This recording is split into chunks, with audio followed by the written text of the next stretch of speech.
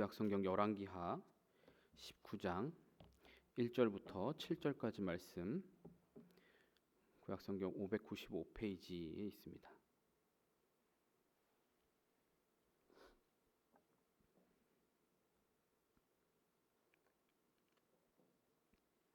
열왕기하 19장 1절부터 7절까지 말씀 한 절씩 번갈아 가면서 읽겠습니다.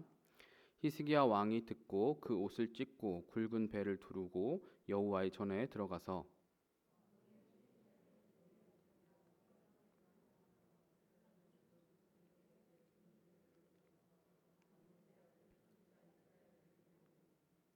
그들이 이사야에게 이르되 히스기야의 말씀이 오늘은 환난과 징벌과 모욕의 날이라 아이를 낳을 때가 되었으나 해산할 힘이 없도다.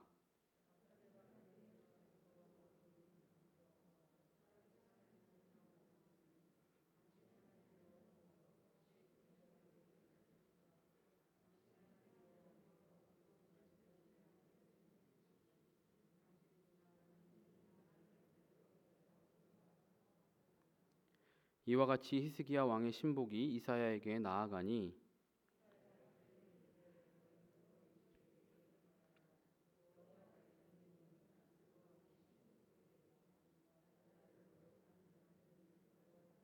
함께 읽습니다. 내가 한 영을 그의 속에 두어 그로 소문을 듣고 그의 본국으로 돌아가게 하고 또 그의 본국에서 그에게 칼에 죽게 하리라 하셨느니라 하더라. 아멘. 오늘 히스기야의 기도라는 제목으로 함께 말씀 나누겠습니다. 몇 주 전쯤에 제가 이제 집에 있는데 예언이가 저녁에 저희 둘째 예언이가 이제 중간중간에 머리가 아프다고 이야기를 했습니다. 그러면서 이제 한 번씩 머리를 이렇게 바닥에다 막 대고 이렇게 머리를 이렇게 바닥에 이렇게 쳐박고 막 아프다고 그렇게 한 번씩 하는 거예요. 아내한테 이야기를 들어보니까 오늘 어린이집에서 막 뛰어가다가 미끄러져가지고 머리를 좀 부딪혔대요, 바닥에. 근데 이제 머리를 살짝 부딪혔다고, 심하게는 안 부딪혔다고 선생님 그렇게 이야기하셨다고 하더라고요. 그래서 선생님 말로는 뭐 심하게 부딪히지 않았다고 했으니까 그냥 아팠던 걸 한 번씩 좀 티내려고 그러나 보다 하고 그냥 대수롭지 않게 여겼습니다. 근데 이제 잠자리에 들기 위해서 누우려고 하는데 이현이가 또 머리가 아프다고 자꾸 바닥에다 머리를 쳐박고 계속 막 머리가 아프다고 징징대기 시작했습니다. 저녁 먹고 형이랑 집에서 놀 때는 아프다고 잘 안 하고 그냥 잘 놀다가 이제 잘 때가 되니까 이제 아픈 게 이제 더 잘 느껴지기 시작했나 봅니다. 아무래도 이상한 것 같아가지고 이거 낮에 이거 머리 부딪혀서 그런 거 아니야? 병원을 좀 가봐야 되나? 이렇게 고민하고 있는데 이현이가 갑자기 막 토를 하는 거예요. 갑자기 우악 하더니 막 점심 때 먹었던 것들을 다 이렇게 막 쏟아내기 시작했습니다. 그래서 보자마자 병원에 가야 되는구나 하고서는 이제 가기로 했죠. 이제 뭐 저도 놀랬고 저희 아내도 깜짝 놀랬고 그래서 바로 예언을 데리고 병원 응급실에 가기로 했습니다. 뭐 제 생각에는 이제 선생님이 보시기에는 그냥 그렇게 심하게 안 부딪힌 것이지만 약간 그게 뇌진탕 증세가 있었던 게 아닌가 싶었습니다. 거기다가 뭐 간식으로 차가운 빙수를 먹었다고 하더라고요. 그래서 그게 또 여러모로 안 좋았을 수도 있겠다 그런 생각이 들었습니다. 예언이가 예전에 뭐 응급실에 가야 될 정도로 심하게 아팠던 적이 뭐 그렇게 많지는 않았어서 좀 많이는 놀라기도 했습니다. 저도. 그래서 아내는 이제 예언이를 병원에 데리고 가기 위해서 이제 나갔고 저는 집에서 예은이를 재우고 있기로 했습니다. 그래서 집에는 이제 저하고 예은이만 이제 남게 되었죠. 이제 애를 둘째까지 키우는 경험을 해도 여전히 이거는 참 좀 당황스러운 상황이라서 갑자기 예상치도 않게 갑자기 얘가 구토를 하니까 어쩌지 별일 아니어야 될 텐데 하는 마음으로 속으로 좀 걱정을 하면서 이제 예은이를 재우려고 아이들 방으로 들어가는데 예은이가 저한테 대뜸 그러는 거예요. 아빠 하나님한테 기도하자. 살짝 어안이 벙벙해서 그래 기도해야지. 기도하자. 예은이가 좀 기도해 줄래? 이렇게 이야기했습니다. 비록 길지 않은 기도였지만 예은이는 두 손을 모으고 두 눈을 감고 하나님 예은이가 아픈데 얼른 낫게 해주세요 하고 이렇게 기도했습니다. 이런 상황에서 가장 먼저 기도할 생각을 하다니 너무 기특하고 또 멋진 형아라고 아주 칭찬을 막 해주면서 이제 잠자리에 들었습니다. 그렇게 예은이를 재우고 그러고 나서 생각을 해보니까 이런 급박한 상황에서 가장 먼저 기도할 생각을 한 예은이가 저보다 믿음이 더 좋다라는 생각이 들더라고요. 아빠이지만 예은이를 어떻게 해줄 수 없는 그런 무력감을 느낄 만한 그 상황에서 그리고 어떻게 해야 할지 잘 모르겠는 그런 당황스러운 상황 속에서 저는 기도할 생각보다는 걱정만 하고 있었는데, 예은이는 정확하게 그 상황에서 믿음의 눈을 하나님께 두고 있었던 거죠. 아, 이 순간은 기도를 해야 될 타이밍이다라는 것을 알고, 그거를 뭐 제가 딱히 그렇게 가르쳐 준 적은 없거든요. 가끔씩 한 그런 적은 있는데, 기도하는 걸 보면서 아빠보다 훨씬 믿음이 좋구나 얘가, 그렇게 생각을 하면서 저의 믿음 없음을 회개하게 되었죠. 예은이의 믿음대로 예현이는 병원에서 여러 가지 검사, 이제 촬영을 했었는데, 검사를 했는데 아무 이상 없이, 별 이상 없이 멀쩡하다고 했습니다. 의사 선생님도 뭐 뇌진탕 그 증세가 살짝 있고 놀라서 그런 것 같다고 그 정도로만 이야기하셨습니다.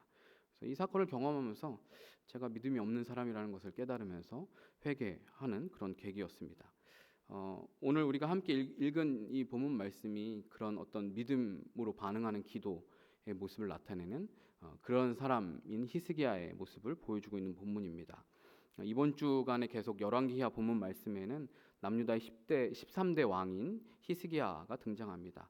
히스기야는 오늘 우리가 읽은 19장 그 바로 앞에 18장 5절에서도 기록하고 있지만, 하나님 여호와를 의지하는데 그의 전후 유다 왕 중에 그와 같았던 사람이 없었다라고 할 정도로 철저하게 여호와 중심 신앙을 가진 왕이었습니다.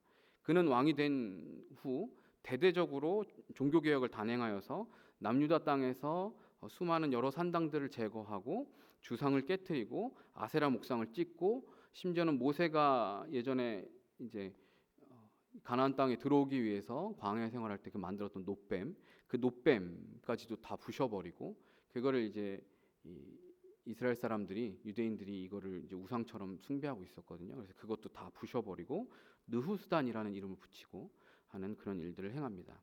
아무리 역사적으로 의미 있는 물건이라고 할지라도 여호와 하나님 외에 다른 숭배의 대상이 된다면 그것은 우상이라고 여기고 없애버렸던 것이죠. 그만큼 그가 철저하게 하나님만을 섬기도록, 백성들이 여호와 하나님만 섬길 수 있도록 그 이전의 왕들은 그렇게 하지 않았던 그 모든 주변에 있는 것들을, 우상들을 다 제거하고 이제 가지를 쳐 나가기 시작합니다. 그의 아버지와 굉장히 이 히스기야가 상반되게 보여지는데, 그의 아버지 아하스는 정말 많은 이 산당들과 우상들을, 산당을 건립하고 우상들을 막 만들고 숭배를 했었죠. 그런데 그 모든 것들을 제거하고, 정치적으로는 아버지가 친아수르 정책을 펼쳤지만 이 히스기야는 반대로 반아수르 정책을 펼쳐가면서 철저하게 하나님 외에 다른 것들을 의지하지 않으려고 하는 그런 여호와 중심의 신앙으로 자신과 이 남유다 백성들을 이끌어갔습니다. 아버지 아하스는 이방 사람의 가증한 일을 따라서 온갖 죄악을 저질렀죠. 그래서 이방 신을 섬기는, 몰렉 신을 섬기는 그 풍습에 보면 자식을 이제 불에 태워서 바치는 막 이런 잔인한, 아주 그냥 비도덕적인 어떤 이런 행동을 하는데, 그런 것도 막 쫓아서 하고 그런 온갖 가증한 죄악들을 저질렀었고, 철저하게 이 아수르 왕을 의지해서, 심지어 아수르 왕 디글랏 빌레셀을 만나러 이제 다메섹에 갔는데, 거기에 있는 그 우상을 섬기는 그 제단을 보고 저거를 좀 쫓아야겠다, 따라야겠다 하면서 이 하나님을 섬기는, 여호와 하나님을 섬기는 그 성전의 막 제단 구조와 양식을 그걸 다 거기에 맞춰서 다 바꿔버리고 다 뒤집어버리고 하는, 우상 숭배하는 그 제단을 본따서 다 이렇게 수정해버리는 이런 죄를 짓기까지도 합니다. 이런 아버지와는 아주 상반되게 히스기야는 아수르와도 철저하게 등을 지고 멀리하게 됩니다. 뿐만 아니라 여호와께 연합하여서 18장 6절에 보면, 그가 여호와께 연합하여서 그에게서 떠나지 아니하고 여호와께서 모세에게 명령하신 계명을 지켰다고 성경은 기록합니다. 그의 아버지가 우상 숭배의 죄악을 지어온 왕이었음에도 불구하고 히스기야가 어떻게 이런 훌륭한 믿음의 사람으로 세워질 수 있었는지는 알 수 없지만, 그렇게 여호와만을 섬기고 말씀에 순종했던 그를 하나님께서 어디로 가든지 형통케 하시는 복을 허락하셨다고 성경은 말합니다. 그것을 단적으로 보여주는 사건이 바로 오늘 우리가 함께 읽은 본문의 사건입니다. 아수르의 군대가 쳐들어와서 예루살렘을 쳐들어와서 예루살렘을 에워싸고 이제 무너지게 되는 절체절명의 순간에, 이제 뒤에 이제 19장 뒤쪽까지 이제 다 보시면 결국에는 이제 구원을 받게 되는 거죠. 아수르 군대가 다 하루아침에 다 몰살하는, 그러면서 그들이 구원을 받게 되는 일들, 이런 것들을 경험하게 되는 건데요. 뭐 그런 이제 결과는 우리가 이제 알고 있으니까 그렇게 생각하지만 사실 어떻게 보면 지금 히스기야가 처한 이 상황이 이 그가 마주한 현실이 정말 이 사람이 형통한 게 맞는가라고 의문을 제기할 만한 그런 사건인 것이죠. 그가 왕이 되자마자 여호와 하나님만을 섬기고 그 처음부터 끝까지 여호와 하나님만을 섬기고 그렇게 믿음을 저버리지 않았던 히스기야에게 찾아온 어떤 현실은 그가 더 잘되고 나라가 부강해지고 부유해지고 했던 것이 아니라 주변에 있는 강대국이 찾아와서 모든 걸 다 뺏어버리고 나라를 빼앗으려고 하는 성읍들을 빼앗기고 심지어 목숨까지 잃게 될 수 있는 아주 암울한 상황을 마주했기 때문입니다. 산당들과 우상들을 다 제거해버리고 오직 여호와 하나님만 섬기고 정치적으로나 종교적으로나 악영향을 끼쳤던 그 아수르와의 관계까지 다 단절해 버렸습니다. 그런데 그에게 찾아온 현실은 예루살렘 침공이었습니다. 그가 하나님을 잘 섬겼지만 그가 마주한 현실의 상황은 성경은 형통이라고 말하지만 그가 만났던 사건은 예루살렘으로 아수르 군대가 침공해 오는 사건이었습니다. 히스기야가 왕이 된 지 제14년에 아수르의 왕 사네립은 유다 모든 견고한 성읍들을 쳐서 점령을 합니다. 그리고 아수르의 이 1차 침공 때는 이 믿음이 견실했던 히스기야도 실수를 하게 돼요. 하나의 잘못을 하게 돼요. 하나님께 묻는 것이 아니라 하나님이 아닌 자신의 방식대로 자신의 지혜대로 그 일을 해결해 보려고 하는 잘못을 저지르죠. 아수르에게 유다의 성읍들을 점령당하는 매우 위급한 상황을 만나니까 이 히스기야도 당황을 했는지 이 라기스로 사람을 보내서 그 사네립이 있는 곳에 이제 사람을 보내서 많은 재물을 바쳐서 이 상황을 모면해 보려고 합니다. 내가 잘못했습니다. 이 재물을 바칠 테니까 제발 돌아가십시오. 우리를 공격하지 말고 우리를 침공하지 말고 제발 돌아가십시오. 그래서 은 300달란트 그 사네립 왕이 요구하는 은 300달란트, 금 30달란트를 바치기 위해서 여호와의 성전과 왕궁 곳간에 있는 모든 은과 성전 문에 있는 그 금, 왕궁에 있는 모든 금을 다 벗겨서 그 금을 갖다가 이 아수르 왕에게 갖다 바칩니다. 그런데 참 치사하게 이 사네립이 그것만 낼름 받고 돌아간 게 아니라 그래도 또 침공을 하러 와요. 다시 침공을 예루살렘을 치러 옵니다. 잠깐은 뭔가 시간을 끌고 위기를 잠깐 모면한 듯 했지만 결국에는 그것이 아무런 소용이 없다는 것을 히스기야는 아마 깨달았을 것입니다. 또 다시 자신의 능력과 지혜로는 해결할 수 없는 동일한 상황에 직면하면서 모든 인간적인 방법들을 포기하고 이제는 오직 여호와께 매달리는 이 신앙적인 방법을 선택할 수밖에 없다라는 것을 그가 깨닫게 되었을 것입니다. 아수르 왕 사네립이 대군을 예루살렘에 보내어서 애워싸게 하고 그가 직접 오는 게 아니라 이제 자신의 이제 부하들을 시켜서 신복들을 시켜서 그 중에 랍사게라고 하는 이게 관직의 이름인데 랍사게라고 하는 사네립의 신복이 그 아수르의 사네립 왕의 말을 대신해서 전하게 됩니다. 항복하라는 그 협박을 하게 되는데 당시 이 근동 지방의 공용어로 사용했던 아람어가 아니라 유다 방언으로 그 말을 합니다. 이거는 굳이 유다 방언으로 말을 하는 이유는 의도적인 행위인데 예루살렘 성 안에 있는 백성들이 일부러 다 듣고 두렵고 불안하게 만들기 위한 아주 고도의 심리전이었습니다. 단순히 그들에게 항복하라고 말하는 게 아니라 그들에게 절망을 주면서 그들의 온갖 수치와 모욕을 주는 말들을 서슴지 않고 하게 됩니다. 더 나아가서 히스기야가 절대적으로 믿고 의지하는 여호와 하나님의 이름을 모욕하면서 그 이름을 들먹이면서 그들에게 아주 치욕적인 말들을 퍼붓게 되죠.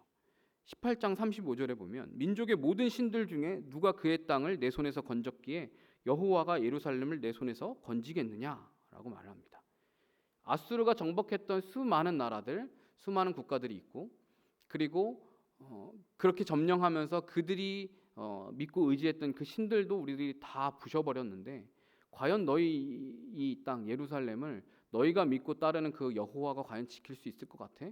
우리가 다 지금까지 모든 나라들을 쳐부수고 왔는데 과연 그 여호와가 너희들을 건져낼 수 있을까라고 이야기하는 것이죠.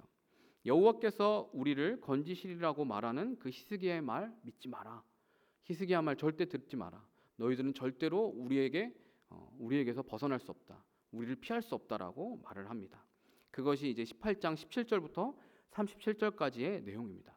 이 말을 아주 큰 소리로 그 랍사게가 유다 백성들이 듣도록 그 예루살렘 성벽을 애워싸고 아주 큰 소리로 이야기하게 되죠. 이 내용을, 그 사네립 왕의 말을 전해준 이 랍사게가 전한 그 말을 히스기야의 신복인 왕궁내 책임자 엘리야김과 서기관 셈나 그리고 사관 요아가 히스기야 왕에게 전달합니다. 그리고 오늘 본문의 19장 1절부터 7절까지의 그 내용이 히스기야가 그 이야기를 듣고 보인 그 가장 먼저 보여준 그 반응의 모습인 것입니다. 여러분께서 만약 이러한 상황을, 동일한 상황을 마주하게 되신다면 여러분들은 어떻게 반응하시겠습니까?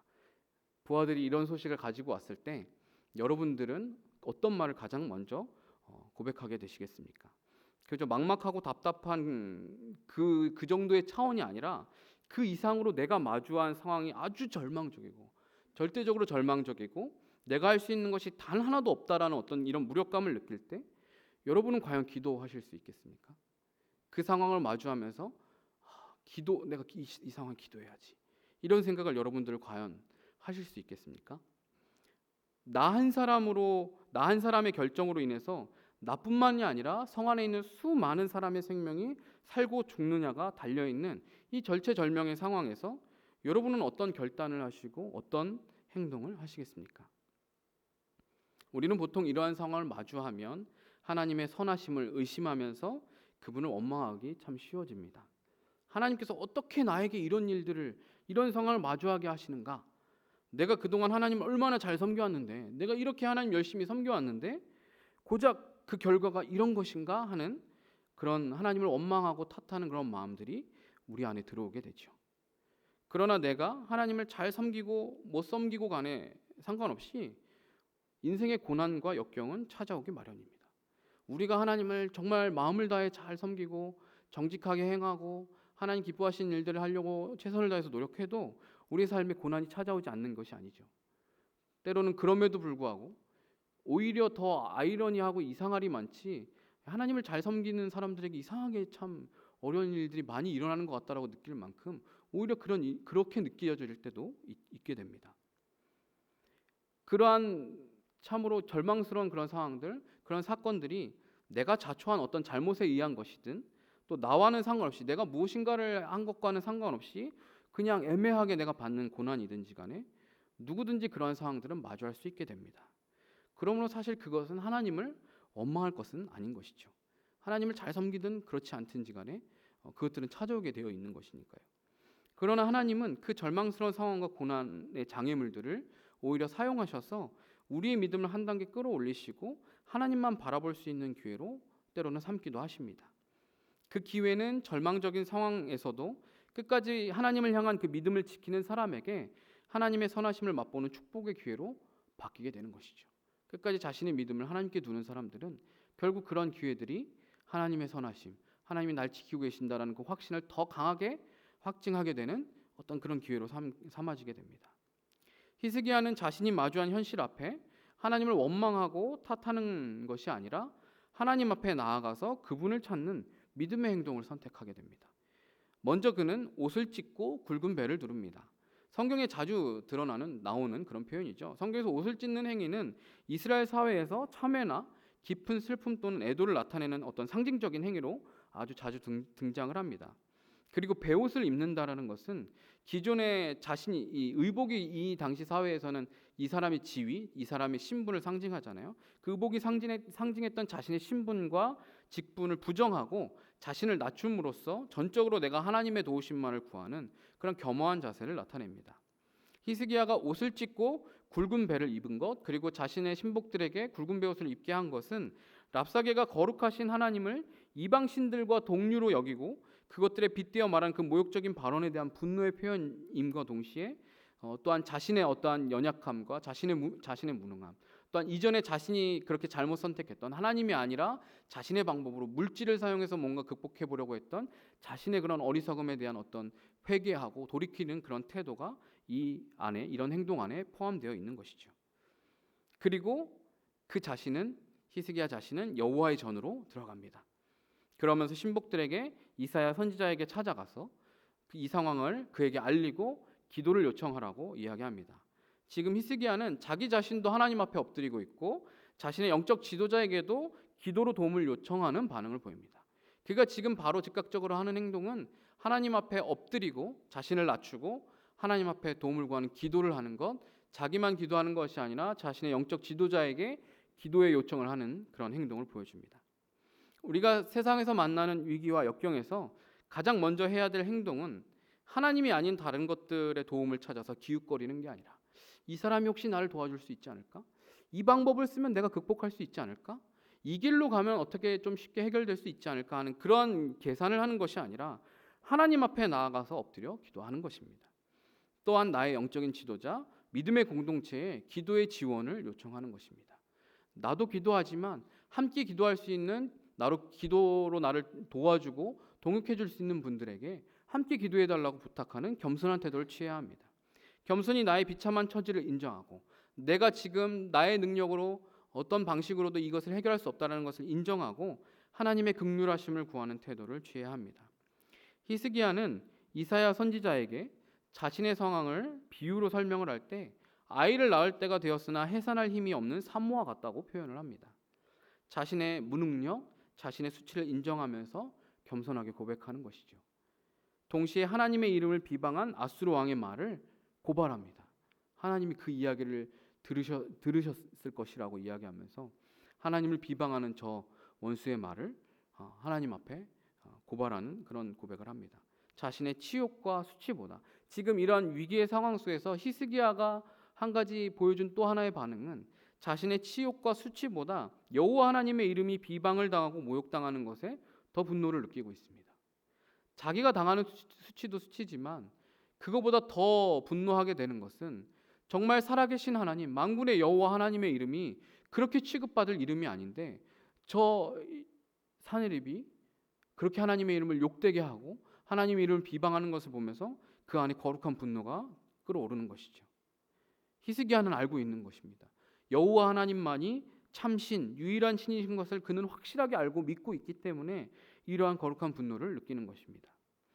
본문에서 히스기야가 보여주는 이러한 반응과 행동들은 그가 특별히 위대하고 대단하기 때문에 이런 반응들을 하는 것이 아닙니다. 우리가 성경에 나오는 인물들을 보면 저 사람은 믿음의 사람이니까 성경에 나온 사람들 대단한 사람들이니까 이렇게 행동하겠지라고 생각하지만 사실 우리랑 똑같은 사람들인 것이죠. 연약한 사람들인 것이죠.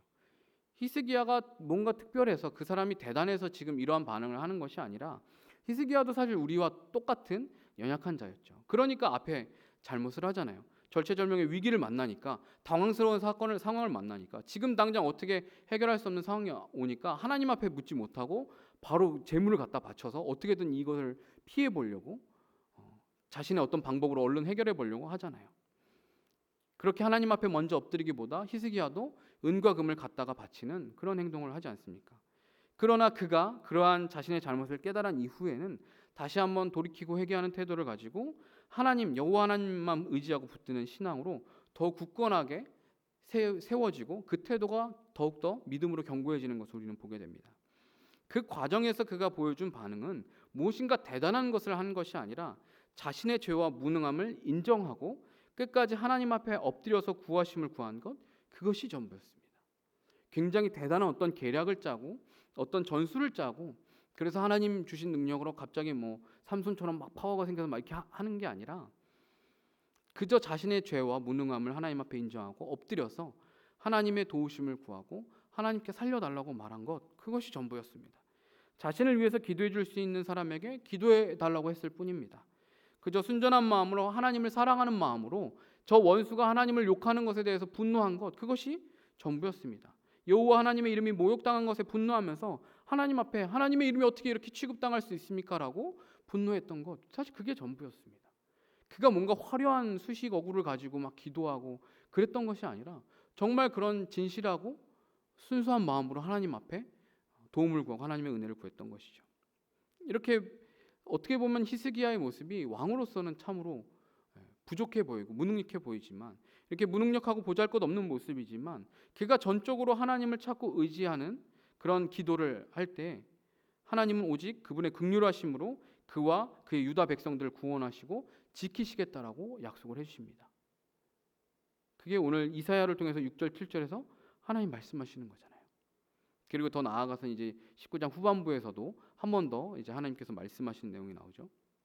6절에 보면 이사야 선지자에게 하나님께서 아수르 왕의 신복에게 들은 바 나를 모욕하는 말 때문에 두려워하지 말아라, 걱정하지 말아라 라고 말씀하십니다.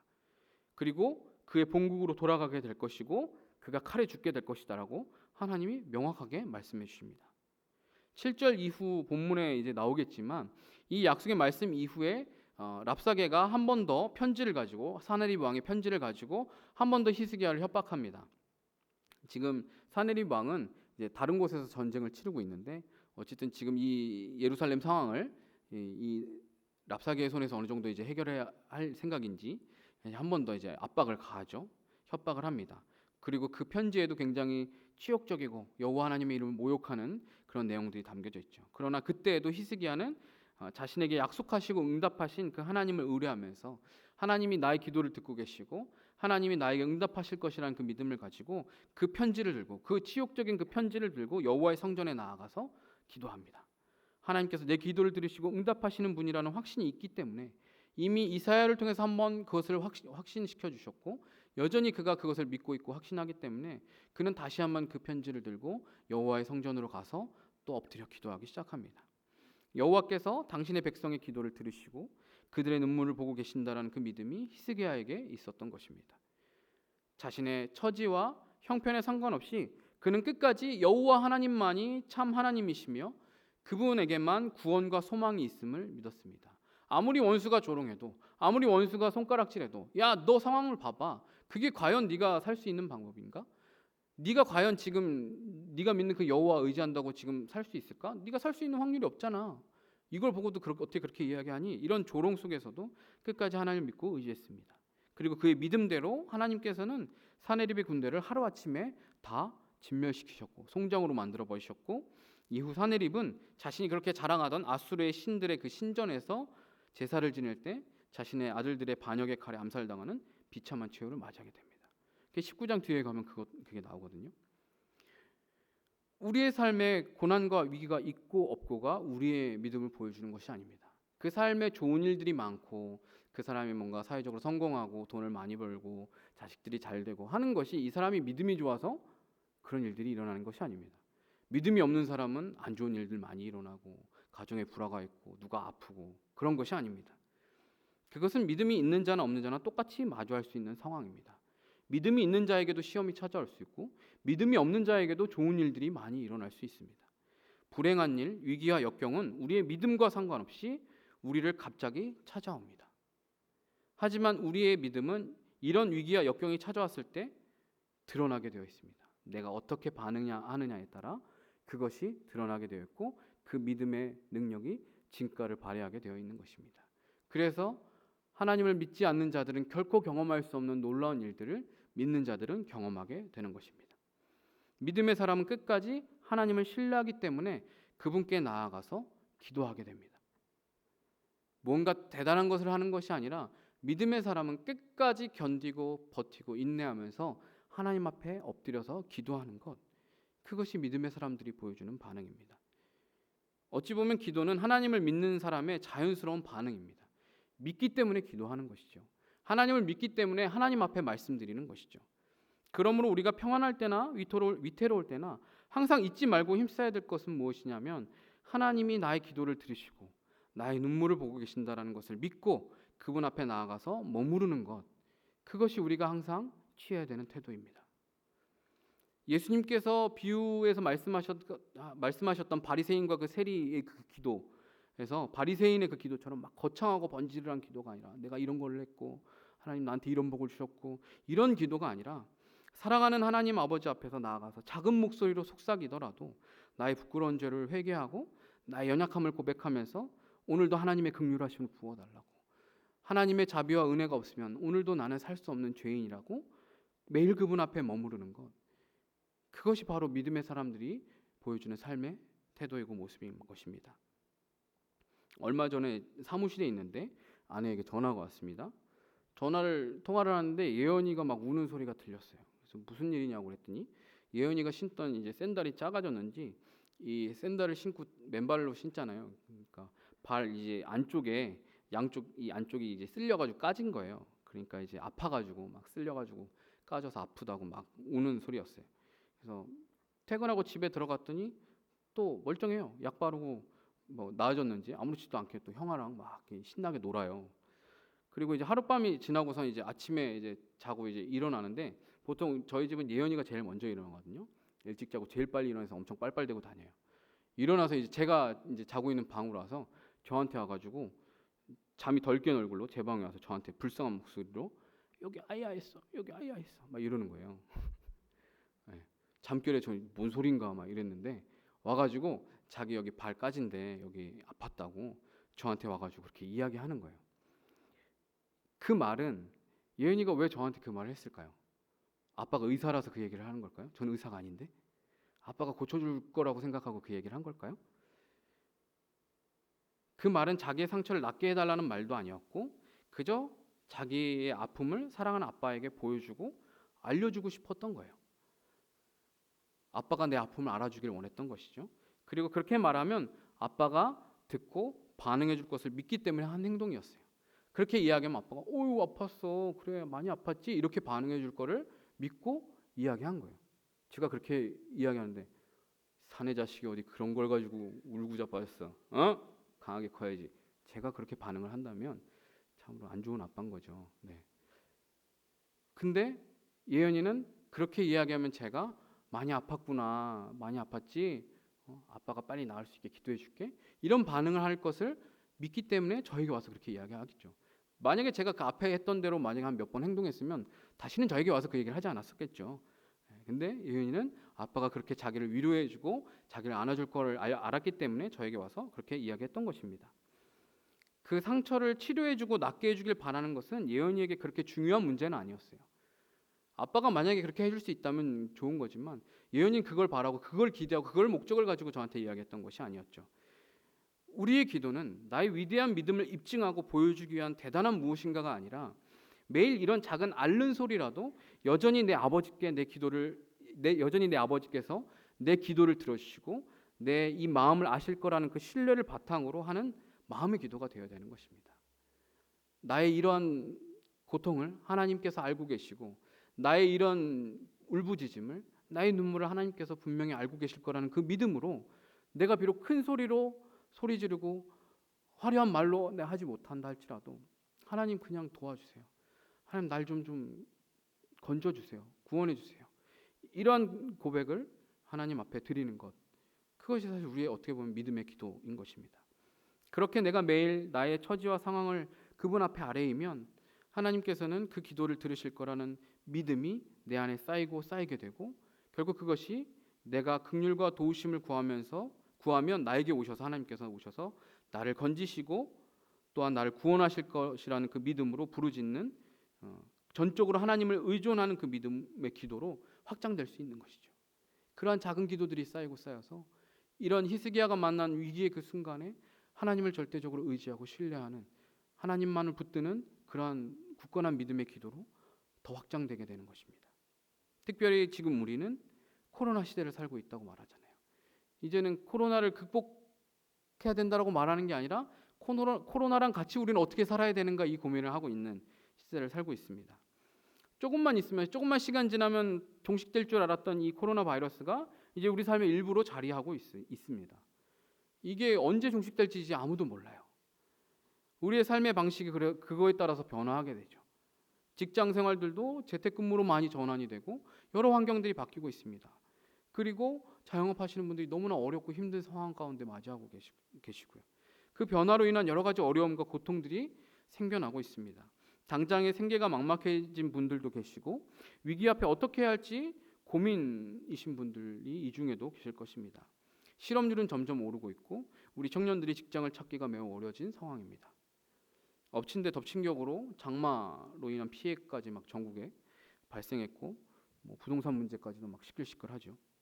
이런 상황 속에서 우리의 믿음은 어디를 향하고 있습니까? 그럼에도 여전히 나는 하나님 앞에 나와서 엎드려 기도하고 있습니까? 내 상황과 환경이 절망적이고 소망이 없어도 나의 기도를 하나님이 듣고 계실 것을 믿고 계속 그분 앞에 여러분들 나아가고 계십니까? 이러한 어려운 시대 속에 내 삶이 평탄하다고 하여서 그냥 기도하지 않고 나는 그냥 내 삶을 충실히 잘 유지하고 있다라고 생각하고 계시지는 않습니까? 기도에 응답하실 하나님을 믿고 믿음의 공동체에 함께 기도할 것을 요청하고 계십니까? 요즘 제가 그냥 이제 쉬는 시간에 그냥 재미있게 읽고 있는 책이 있는데요. C.S. 루이스가 지은 나니아 나라 이야기라는 책이에요. 총 7권으로 되어 있는 이 책은 나니아 연대기라는 제목의 영화 시리즈로 만들어지기도 했어요. 한 3편 정도로 만들어졌는데 이 나니아 나라 이야기 이 책의 1권을 읽다가 제가 굉장히 은혜를 받아서 그런 굉장히 인상 깊게 읽었던 장면이 있어서 좀 소개를 하려고 해요. 이건 C.S. 루이스라는 사람이 쓴 건데 이건 기독교 세계관을 바탕으로 쓴 책이에요. 그래서 여기는 기독교적인 어떤 상징들이 이 안에 들어가 있어요. 이 책의 1권의 그 책의 배경인 이 나니아라는 나라, 이게 이제 상상의 나라예요. 그 나니아라는 나라가 이제 창조되는 시작되는 것을 보여주는 게 이 첫 번째 책인데 그 첫 번째 책이 마법사의 조카라는 책이에요. 이 마법사의 조카는 나니아로 처음 가본 인물로 이제 어린아이 2명이 나오는데 디골이라는 아이하고 폴리라는 남자아이, 여자아이가 나와요. 이 디골이라는 남자아이는 병들어서 침대에 누워만 계신 어머니를 모시고 외삼촌과 외숙모 집에 함께 얹혀서 살고 있는 영국에서 외삼촌, 외숙모 집에 얹혀서 살고 있는 아이지만 굉장히 씩씩하고 모험심도 있고 장난기 있는 그런 아이입니다. 근데 그의 외삼촌은 마법사예요. 뭐 현실적으로 이거 환타지 소설이에요. 마법사여서 다른 세계로 가는 반지를 만들어내게 되는데 이 반지가 제대로 작동하는지 실험하기 위해서 그 자기의 조카인 디고리하고 그 친구인 폴리라는 여자아이를 이용해요. 그 반지를 사용해서 진짜로 다른 세계로 갈 수 있는지 실험시키는 실험용 쥐처럼 그렇게 써먹는 거예요. 나쁜 사람이죠. 그 과정 중에 디고리와 그 일행이 다른 세계에 갔다가 마녀를 만나게 됩니다. 마녀를 좀 떨치고 오려고 했는데 마녀가 쫓아와요. 그래서 영국으로 왔다가 다시 영국에서 막 난리가 나니까 이 마녀를 데리고 다시 그 세계로 반지를 껴서 이제 가게 되는데 처음에 생각했던 그 나라로 간 게 아니라 나니아라는 그 나라로 들어가게 됩니다. 거기서 사자 아슬란, 여기서 영화를 보신 분은 아실 거예요. 사자, 말 그대로 동물 사자예요. 사자인데 이제 아슬란이라는 이름을 갖고 있어요.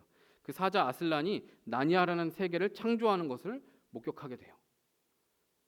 태초에 하나님 천지 창조하는 것처럼 아슬란이 나니아를 창조해요. 그거를 보게 됩니다. 그리고 그 전능한 아슬란과 그 아슬란이 창조한 그 생명력이 넘치는 나니아를 보면서 이 디골이라는 아이가 자기 엄마의 병을 치유할 수 있는 어떤 열매를 여기서 얻을 수 있겠구나라는 생각을 하게 됩니다. 내가 저 사자 아슬란에게 부탁을 하면 우리 엄마의 병을 치유해 줄 수 있는 뭔가를 줄 수 있을 거야라는 소망을 갖게 됩니다. 그래서 좀 두려운 마음이 들지만 그 아슬란에게 다가가서 그런 우리 엄마의 병을 고칠 수 있는 무언가를 좀 달라고 부탁하게 됩니다.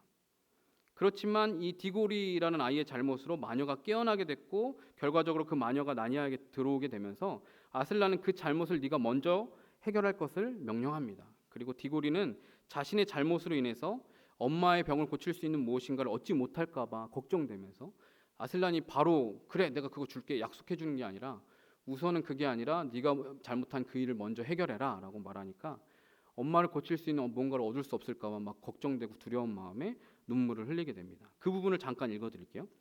제발 부탁이에요. 엄마를 낫게 해줄 수 있는 어떤 것을 주실 수는 없는지요. 디고리는 내내 사자의 커다란 발과 발톱만 쳐다보고 있다가 마침내 실망에 젖은 눈으로 사자의 얼굴을 올려다보았다. 평생을 두고 이토록 놀라본 적이 있을까? 사자는 황갈색 얼굴을 디고리의 얼굴에 바싹 갖다 대는데 놀랍게도 사자의 눈에는 반짝이는 눈물이 괴어 있었던 것이다. 그 눈물이 디고리의 눈물보다 더 크고 맑아서 디고리는 한동안 사자가 자기보다 엄마를 더 가엾게 생각하고 있나 보다 느꼈다. 사자의 얼굴을 봤는데 그 사자의 눈에 눈물이 맺혀 있는 거예요. 그러면서 그 아슬란이 디고리에게 말해요. 울고 있는 디고리에게 아들아 내가 안다. 내가 너의 아픔을 안다. 하지만 지금은 나니아를 구하는 게 더 먼저야. 그렇게 이야기를 해요. 그 슬픔을 내가 알고 있다고 말하면서 나니아를 지키기 위해서 그가 지정해준 그 어떤 그 특별한 장소에 가면 특별한 나무에 그 사과 열매가 있는데 그걸 갖고 오도록 미션을 줍니다. 그리고 디고리는 친구 폴리와 함께 날개 달린 말을 타고 그 정원으로 가서 그 사과 열매를 가지러 가요.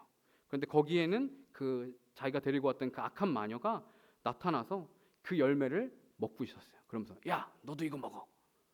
그리고 이 디고리를 유혹을 합니다. 아슬란에게 그거 가져갈 필요 없이 왜 멍청하게 그걸 아슬란에게 갖다 바치냐 그러면서 이거를 너도 먹고 이 마법 반지를 써서 바로 그거 어머니한테 너의 엄마한테 가지고 가서 엄마를 드리라고 그렇게 유혹을 합니다. 그런데 디고리는 아슬란이랑 약속을 했잖아요. 어떻게 할까? 그 마녀의 말도 나름 설득력이 있거든요. 고민하다가 그 유혹 앞에 갈등하다가 결국에는 그걸 잘 뿌리치고 그 사과 열매를 약속대로 아슬란에게 가져가게 됩니다. 아슬란에게 돌아갈 때 그렇게 마녀의 유혹을 피해서 도망가면서 아슬란에게로 출발할 때 그 장면 속 구절이 제가 소개하고 싶은 구절인데 그걸 읽어드리겠습니다. 디고리는 돌아가는 길 내내 아무 말도 하지 않았다. 다른 친구들도 함부로 말을 걸지 못했다. 디고리는 너무 슬펐고 자기가 옳은 일을 했는지 어땠는지 줄곧 확신이 서지 않았다. 하지만 아슬란의 눈에 맺혔던 빛나는 눈물을 기억하고 나서야 비로소 믿음이 생겼다. 제가 말씀드리고 싶었던 건 이 구절이었어요. 하지만 아슬란의 눈에 맺혔던 빛나는 눈물을 기억하고 나서야 비로소 믿음이 생겼다. 디고리는 마녀의 유혹을 뿌리치고 그 사과 열매를 아슬란에게 가져가는 것이 옳은 일이었는지 확신이 서지 않았었어요. 이게 잘하는 일일까? 자기보다 더 슬퍼하는, 그런데 그런 이제 갈등을 하고 확신이 서지 않았었지만 자기보다 더 슬퍼하는 눈물을 흘렸던 아슬란의 그 눈물을 기억하고 나서야 그에게 믿음이 생겼다라고 이야기합니다. 우리가 마주하는 현실의 절망과 위기 앞에 하나님 편에서 결정한 우리의 행동과 선택에 확신이 서지 않을 때가 있어요. 이것이 과연 옳은 행동일까? 이게 올바른 선택일까? 이렇게 선택하는 게 과연 내가 살 수 있는 길일까? 하지만 그때 우리가 기억해야 될 것은 바로 우리의 아픔을 공감하시고 우리를 위해서 눈물을 흘리시고 우리를 위해서 아들을 내어주신 그 하나님의 눈물인 것이죠. 그리고 우리를 위해서 보혈을 흘려주셨던 그 예수님의 눈물을 우리는 기억해야 하는 것입니다. 하나님의 그 눈물은 바로 우리를 위해서 아들을 내어주신 그 십자가 사건인 것이죠. 독생자 예수를 십자가 대속물로 주시고 눈물을 흘리셨던 하나님 아버지의 그 눈물을 기억하고 붙들 때 비로소 우리의 믿음이 견실해질 것입니다. 저도 교회 사역을 하면서 이런 무력감과 좌절을 경험할 때가 있습니다. 종종 있습니다. 목사라고 말하지만 현실의 무게와 장애물들을 만났을 때 성도님들을 또 우리 청년들을 실제적으로 도와줄 능력이 저에게 없기 때문에 그것을 느낄 때마다 참 낭망이 됩니다. 나름 최선을 다해서 섬기고 내가 사랑해줬다라고 생각했는데 그런 친구들이 어느 날 교회에 나오지 않고 떠날 때, 또 때로는 나의 설교가 나의 양떼들에게 그 어떠한 영향력도 없는 것처럼 느껴질 때 참으로 참담한 무력감을 느끼게 됩니다. 청소년부에 있으면서 그런 걸 많이 훈련받은 것 같아요. 전혀 변화가 안 일어나는 것 같아서 그런 무력감을 느끼고 좌절감을 느끼고, 그러나 결국 제가 할 수 있는 것은 아무것도 없음을 알기 때문에 예수님의 십자가 앞에 엎드려서 그 영혼들을 하나님께서 붙잡아 주시고 도와주시기를 구할 수밖에 없었습니다. 결국 결론은 그거더라고요. 하나님 앞에 나아가서 엎드려 기도하는 거였어요. 제가 섬겨야 할 교회와 대상들을 두고 씨름하고 고민할 때마다 결국 제가 할 수 있는 최선의 방법은 나를 구원하신 예수의 십자가 앞에 엎드려서 그분의 긍휼하심과 자비하심을 구하는 것, 그것밖에 없었습니다. 아마 여러분들도 마찬가지이실 것입니다. 사랑하는 여러분, 오늘 삶의 위기와 고난 앞에 신음하며 흔들리고 계신다면 보잘것없는 것처럼 보일 수 있지만 하나님 앞에 나와 아래에 있는 그런 나의 기도를 들으시고 나의 작은 신음에도 응답하시는 그 하나님을 기억하실 수 있게 되기를 바랍니다. 나를 위해서 아들 주신 그 십자가의 눈물을 기억하실 수 있게 되기를 바랍니다. 우리의 믿음과 소망을 오직 여호와 하나님 앞에 두고 하나님 앞에 기도로 나아가고 머무를 수 있는 저와 여러분 되기를 간절히 부탁드립니다. 함께 찬양하고 기도하겠습니다. 하나님의 사랑을 사모하는 자 찬양할 텐데요. 전에도 이런 이야기를 말씀드린 적이 있는데 이 찬양의 가사에는 너의 작은 신음에도 응답하시니라는 가사가 나와요. 제가 중학생 때 이 찬양을 처음 듣고 이 찬양을 수백 번, 수천 번을 반복해서 테이프 늘어날 때까지 들었는데 이 찬양 가사가 너무 좋아서였어요. 나의 작은 신음에도 응답하시는 하나님, 나의 보잘것없는 기도에도 응답하시는 그 하나님, 그 우리가 하나님의 그 마음을 기억하면서 하나님의 눈물을 기억하면서 우리의 믿음을 확고히 할 수 있게 되길 바랍니다. 같이 찬양할게요.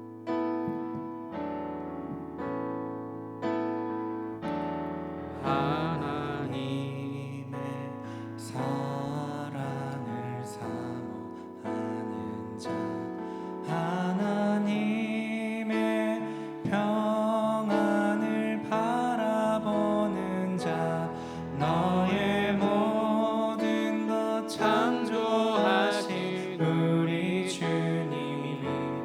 너를 얼마나 사랑하시는지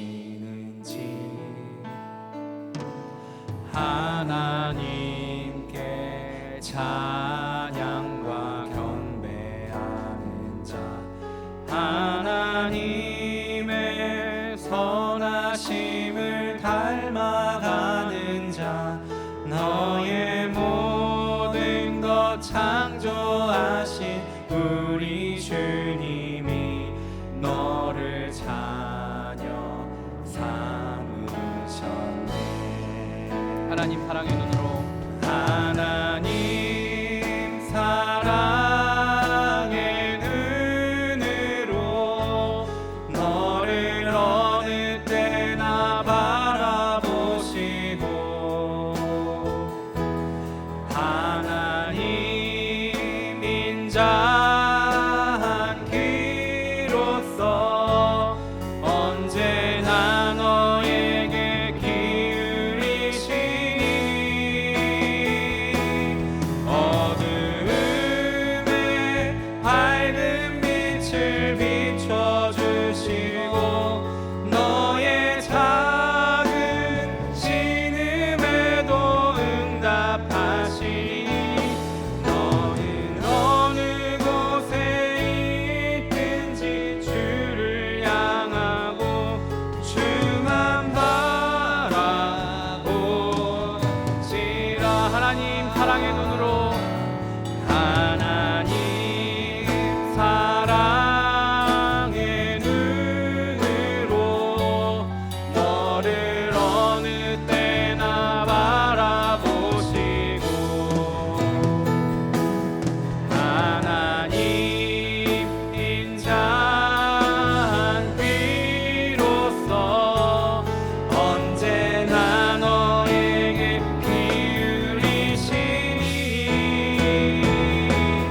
어두움에 밝은 빛을 비춰주시고 너의 작은 신음에도 응답하시니 너는 어느 곳에 있든지 주를 향하고 주만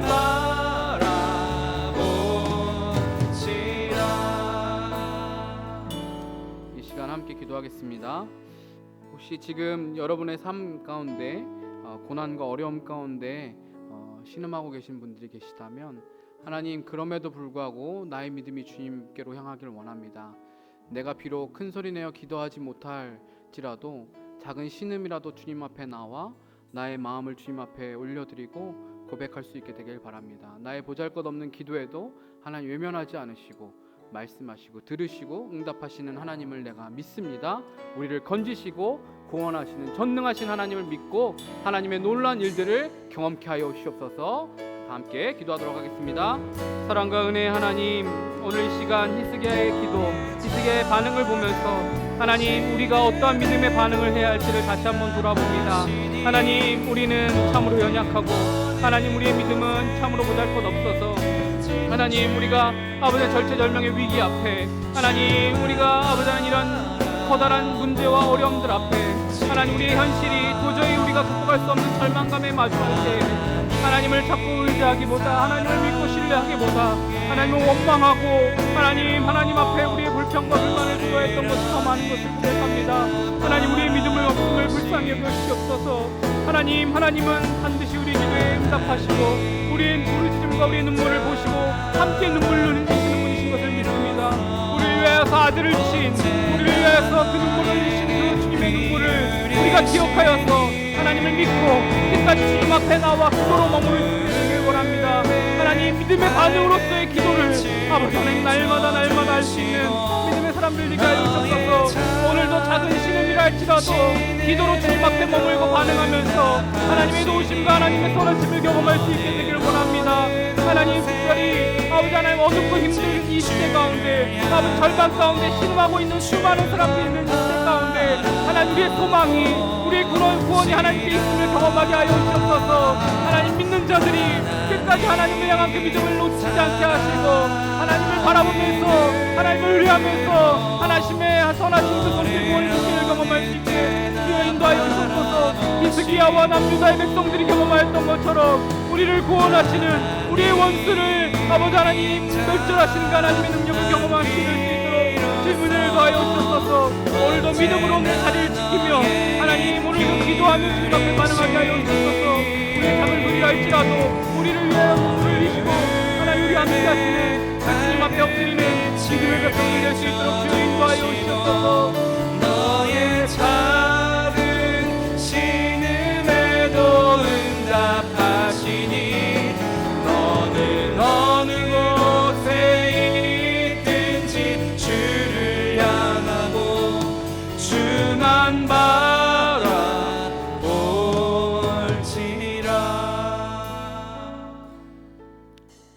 은혜와 긍휼의 하나님, 우리의 믿음 없음을 불쌍히 여겨 주시옵소서.